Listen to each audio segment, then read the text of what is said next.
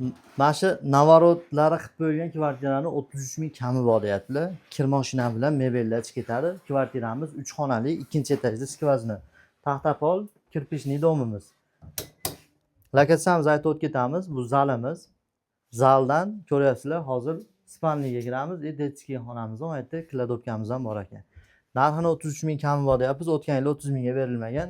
To'liq lokatsiyamiz Marg'ilonda gastronom bilan gumpani o'rtasida birinchi maktab bor. Birinchi maktabning oldida 3 etajli dom bor. Kirpishli, o'sha ikkinchi etaj. Bu spalnigimiz. Spalnidan u detskiy bo'lsa, bunisi spalni mana. Ko'ryapsizlar holatini. Kvartira shuna kirib yashayverasiz. Endi bu aboylari ham menimcha yangi ekan. Holati yaxshi, albatta ishlangan joyi yo'q, yaqinda bo'lgan shekilli. Buni remont qilmay qo'yaverasiz.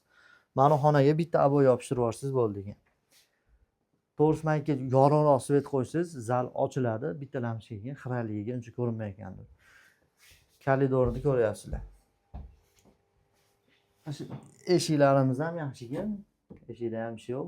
Kirishimizda o'ng qo'lda sanuzel ham katta ekan. Mana shu uyda o'tgan yili 30 mingga berishmagan, hozir 33 ming kami bor deyapmiz.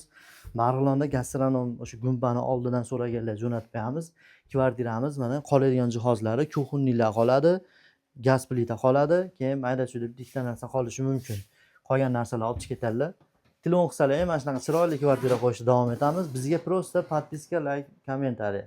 Mana shu yerga mana misol naradi keyin ko'rsatib o'ramiz o'zi. Past raqamlar baraka, telefon qilinglar sizlarga.